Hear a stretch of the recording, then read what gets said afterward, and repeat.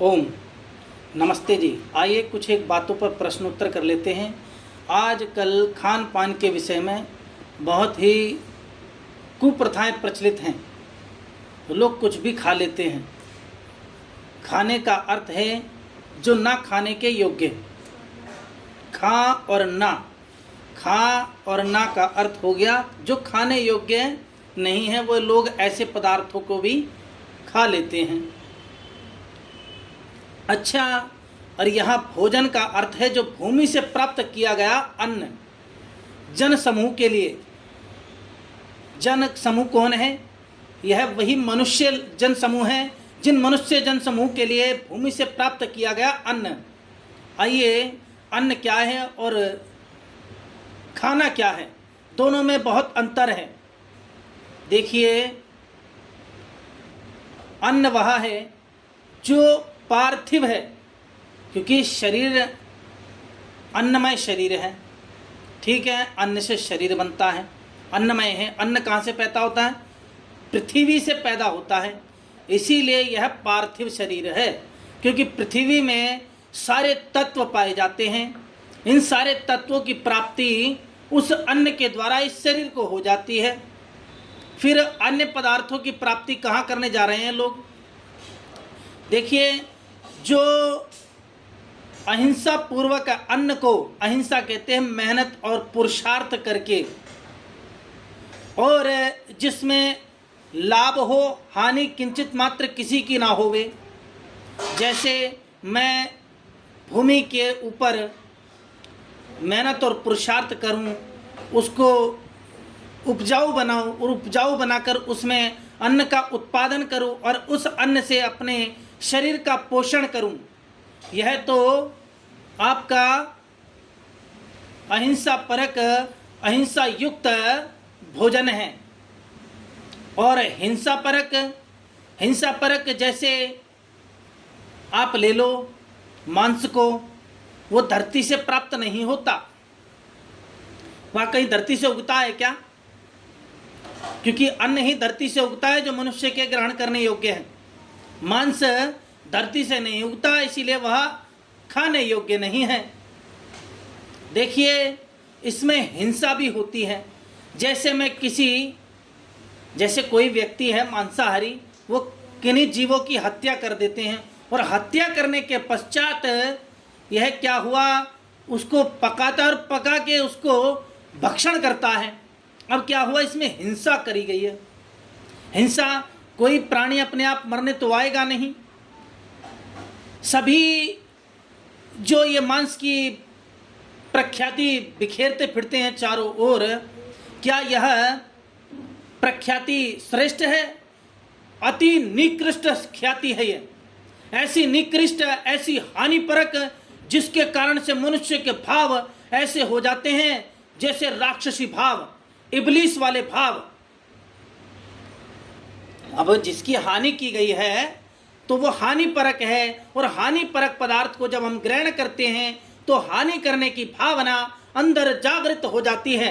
किसी की भी हानि करने में वो चूकता नहीं है।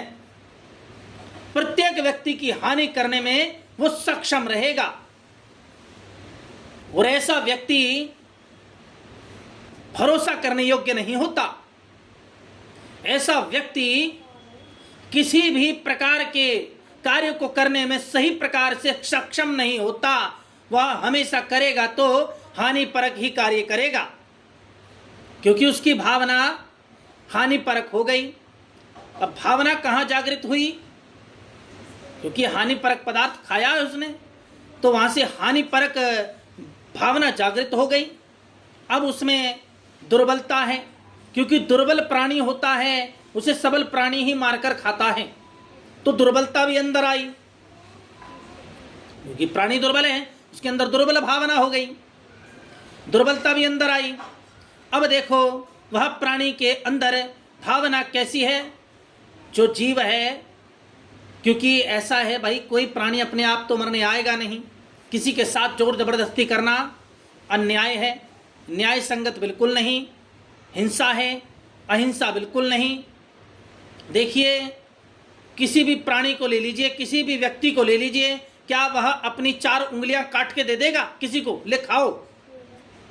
अरे ये उंगलियां काटने में उसकी रूह कांप जाएगी, उसकी अंतरात्मा कांप जाएगी।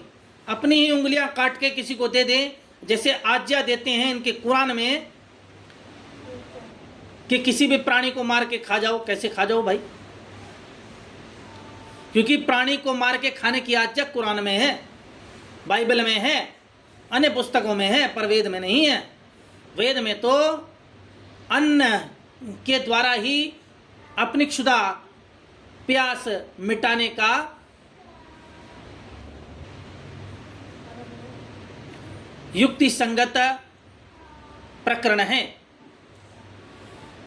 और देखिए, यह जो मनोमय शरीर है अन्न से बनता है, क्योंकि जैसा खाओगे अन्न वैसा बनेगा मन। अब देखो, खाओ मांस। अब जैसे अन्न हमने खाया, पहला भाग उसका बना मल का, दूसरा पहले तो पेस्ट बनता है, पेस्ट बनने के बाद पहला भाग बनेगा उसका मल का, अलग हो गया। दूसरा भाग बनेगा मांस का, वह अलग हो गया। और फिर उसका सूक्ष्म भाग बनेगा मन का, क्योंकि सूक्ष्म जो उसका अंश बनता है वह मन ही बनता है। अब मैं शुद्ध और सात्विक अन्न खाऊं तो शुद्ध सात्विक मन बनेगा। नकारात्मक पदार्थ जैसे हानिपरक पदार्थों को मैं खाऊं तो हानिपरक मन बनेगा, नकारात्मक मन बनेगा, दुष्ट मन बनेगा, दुष्ट भाव वाला मन बनेगा। शुद्ध भाव वाला मन कदापि नहीं हो सकता। देखिए, मांस खाया, मांस से क्या क्या होता है? क्योंकि मांस पचता नहीं है, पचता केवल अन्न है, क्योंकि अन्न के अंदर पाचन शक्ति है। उस शरीर, उस जो आपकी पाचन शक्ति प्रणाली है उसको पचाने में सक्षम है, मांस को पचाने में सक्षम नहीं है, क्योंकि मांस तो अन्न से बनता है। वो पहले से ही मांस खाए, क्या बनेगा उससे? वह बनेगा नहीं, वह सड़ेगा, और सड़ने के बाद दुर्गंध उत्पन्न करेगा, और दुर्गंध से दुर्भावनाएं उत्पन्न करेगा, उससे कई सारे रोग उत्पन्न करेगा, और मनुष्य को एक नीच प्राणी बना देगा। ऐसा नीच प्राणी, ऐसा दुष्प्रभावी प्राणी जो किसी की भी हानि करने में चूकेगा नहीं। तो बताओ, अन्न जो पृथ्वी से पैदा हुआ है उसको ग्रहण कर लेने में आपका लाभ है, या किसी को मार के, किसी की हानि पहुंचा के उसको ग्रहण करने में लाभ है? क्योंकि भोजन ग्रहण किया जाता है, और खाना क्या है? उसे खाया जाता है, कुछ भी खा लिया। क्योंकि यह विचार न कुरान वालों के पास है, न ये बाइबल वालों के पास है, और ना ही अन्य किसी संप्रदाय के पास। यह विचार केवल और केवल वेद सम्मत है कि वह अहिंसा परक ही पदार्थों को ग्रहण करने की आज्ञा देता है, हिंसा परक को नहीं। जहाँ हिंसा भाव हुई वही मनुष्य हानि करने में प्रबल रहता है। देखिए, वेद में अन्न शब्द आता है, लेकिन अन्न शब्द किसी और पुस्तक में नहीं आता। अन्न शब्द ना तो वेद में है, क्षमा चाहूँगा, अन्न शब्द ना तो कुरान में है, और ना ही आपके बाइबल में है, और ना ही अन्य किसी पुस्तक में है। अन्न शब्द केवल वेद में है। अन्न कहते हैं भक्षण, अधभक्षणे अन्नादः, क्योंकि मनुष्य का जो भक्षण करने योग्य है पदार्थ है वह अन्न है, अन्य कोई पदार्थ नहीं है। अब अन्न कितने ही प्रकार के हैं, जैसे जो पृथ्वी से उत्पन्न होते हैं अन्न, औषध, फल, फूल, कंद, मूल, वृक्ष, वनस्पतियाँ इत्यादि। अच्छा, इसमें ड्राई फ्रूट्स ले लो, जिसे हम मेवा कहते हैं, मेवा ले लो। क्या मेवा बलवर्धक नहीं है? अब देखो, इन्होंने वेद से एक शब्द लिया, उसको विकृत कर दिया। वह शब्द क्या है? मांस औदन। मांस औदन का अर्थ है, संस्कृत में मांस औदन कहते हैं, और उसका अर्थ है उड़द और चावल। उसका अगर हम अर्थ करते हैं मांसोदन का, तो उड़द और चावल होता है। अब उस उड़द और चावल को पकाकर अच्छी प्रकार से उसमें औदन अर्थात घी को मिला देना, और घी को मिलाकर उसको ग्रहण कर लेने पर मनुष्य के शरीर में अतः बल प्राप्त होता है, ऊर्जा प्राप्त होती है, शक्ति प्राप्त होती है, बल ऐसा बल प्राप्त होता है जिससे मनुष्य कार्य करने में सक्षम रहता है, उसको किसी प्रकार की कोई कमजोरी धीरे धीरे नहीं रहती। यह तो चलो यहाँ पर खाने की आज्ञा दी है। अब जैसे हम मेवा खाएं, मेवा से कई सारे पदार्थों से मिलकर मेवा को हम ग्रहण करते हैं, मेवा से कई सारा बल बढ़ता है। जैसे उसमें दुर्बलता घटाता है, वो शरीर की, शरीर को बल प्रदान करता है, शरीर में सामर्थ्य प्रदान करता है। अब जैसे हमने बादाम भिगोए और बादाम भिगोकर उसको छीलकर सिल पे पीस के दूध में छौंका मारा और छौंका मारने के पश्चात उसको ग्रहण किया, सायंकाल के भिगोए हुए प्रातःकाल और प्रातःकाल के भिगोए हुए को शाम को सायंकाल इसको ग्रहण करेंगे तो शरीर की कोशिकाओं में रक्त ऐसे प्रवाहित होगा उष्ण परक, और उष्ण परक रक्त वह शांत अवस्था में होगा, विकृत अवस्था में नहीं। उसमें रवानगी ऊर्जा को ही कहते हैं, ऊर्जा संचरित करता हुआ शरीर को आनंद और बल प्रदान करता है।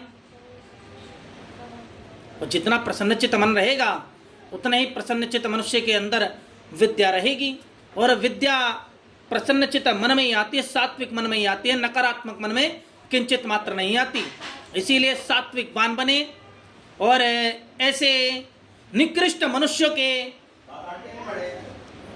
गर्दभवत आलापों को नष्ट करें और श्रेष्ठ मार्ग पर चले, पशु की हिंसा न करें, हिंसा करने वाले को इस धरा से मिटा दें, इस धरा से बाहर निकाल दें, क्योंकि यह अहिंसावादियों का देश है, यह वेद मार्ग का देश है, क्योंकि सारे संसार की संस्कृति वैदिक संस्कृति है। इस संस्कृति को नष्ट करने के लिए लोगों ने अपने हिसाब से अपनी अपनी बातों को थोपना लोगों पर शुरू किया, और मत तो अपने हिसाब से चलाया जाता, जो अपने हिसाब से चलाएगा वो मत, और जो मजे के लिए चलाएगा वो मजहब, और जो अपने पथ के लिए चलाएगा अपने हिसाब से, भाई अपने मतानुसार चलाते हैं वो मत हैं, जो अपने हिसाब से पथ पे चलते हैं, अर्थात वह ईश्वर के हिसाब से नहीं अपने हिसाब से चला रहे हैं लोगों को, तो ऐसे लोग पथिक हैं, उसे पथ बोलते हैं। फिरके, इतने सारे फिरके हैं, तो क्या ये सारे के सारे धर्म है? कदापि इन्हें धर्म नहीं हो सकते। धर्म केवल वेद है, क्योंकि ईश्वरीय वाणी वेद है। वेद में जितने शब्द हैं उतने शब्द अन्य किसी पुस्तक में नहीं है। इसीलिए ईश्वरीय पुस्तक केवल और केवल वेद है। वेद के अनुकूल चले और शाकाहारी बने, मांसाहारी किंचित मात्र भी छोड़ दें, किंचित मात्र भी मन में भी ना सोचें, क्योंकि इससे हानि होती है संसार की, कल्याण नहीं होता। क्योंकि कल्याण तो वही कर सकता है जो सात्विकवान हो। नकारात्मकता जिसके अंदर आ गई वह कदापि कल्याण परक नहीं होगा, वह हानि परक ही होगा। ओम नमस्ते जी। आगे की बातें अगली वीडियो में।